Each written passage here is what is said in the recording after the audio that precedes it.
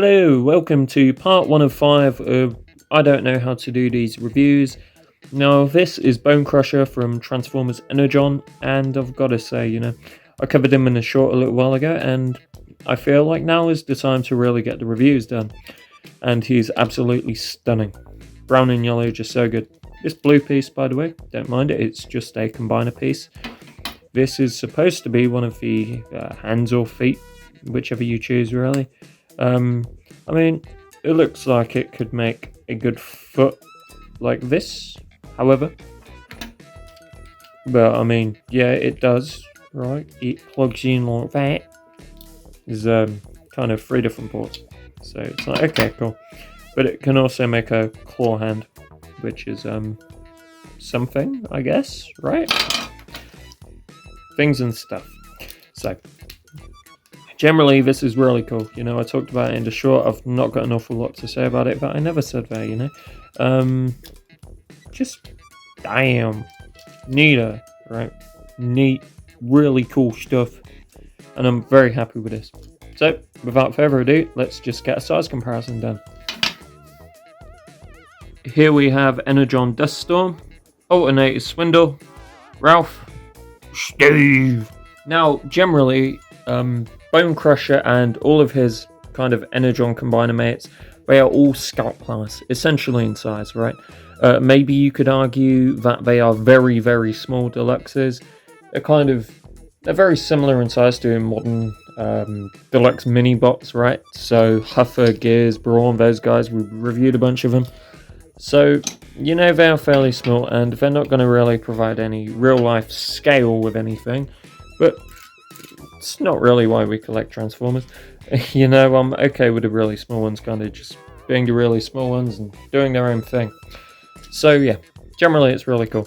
For the transformation on this guy, we're just going to shoot for it, it's the 100 out of 10 experience that I described in my original short.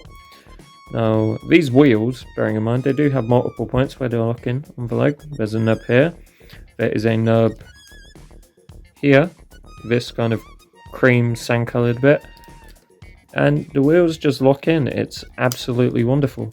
So yeah, they line up like that. You fold the legs over. Voila. There you go. Then we take this section. Okay, bring the scoop arm up.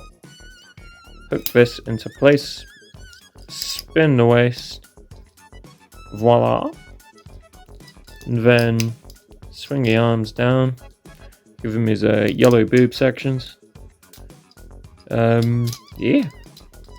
man, I didn't point it out in the initial kind of short, but the purple highlights just on the face, the chest, and the kind of shouldery sections, I guess, just before the shoulders. They really help it pop. It's very nice, very pleasant, and yeah, he's a cool dude. Really small, but he's cool. So for the robot mode size comparison, here we have Energon Wide Load, Energon Steam Hammer, Ralph, Steve. Now, the kind of scaling with this guy, this is the smallest mold in the Builderon set, and that's fine, it doesn't really matter too much. They're all fairly small dudes. Even Steam Hammer, he's like he's just deluxe size, right? But it's got the engineering of, I don't know, not quite a deluxe. It's weird, engineering was in a different period during Energon or Superlink or whatever, and he bites for dust. So, generally, the scale between all of these guys is really cool. However, the next thing we really need to discuss is articulation, because I think this guy does a swell job for his size. Now, what you're going to want to do, right, now you can angle these wheels back. It's not mistransforming him or untransforming him, purely because it kind of just works still, it allows everything to sit how it does. So we're going to angle those back slightly and start to move the arms. Now, the shoulder cannot go round the whole way without actually fully moving the arms out of the way, which would be mistransforming him. So we're not going to do that. Instead, we go that much back and then kind of straight down, double jointed elbows, which is brilliant. Here we have the head, little noggin in here, right? So it's going to spin all the way that way, all the way around. Swivel stuff. You absolutely love it. Then, by the way, there's no wrists or bicep swivels. You know, this is, yeah, too small, too old. There you go. Waist goes all the way around. Legs kick up at a 90. Legs kick back at a 90. They kind of go out like beautiful spread, right? Super knees, like so. And then that's really it. There's not an awful lot else going on. And then because ball joints can be swivels, in the wise words of Jobby the Hong, yes, here we have, yeah, there you go, functional legs, right? It's cool stuff. I generally don't dislike any of it. And given the fact that the closest point of comparison for this guy in his size is the Real Gear robots from 07, being similar to Scouts, it's alright, you know, I'm generally okay with it. Now, for the overall rankings on this guy, because these are going to be really short reviews, and since I'm essentially covering each mod twice before Steamhammer, I won't have too much to say about any of them besides colour schemes and things like that. So, yeah, this guy, he retailed for £7. That's cool, you know, if I paid £7 and got one of these, brilliant. If I paid more than £7, it really depends what I paid by that point. But overall, the aesthetics on this guy are a 10.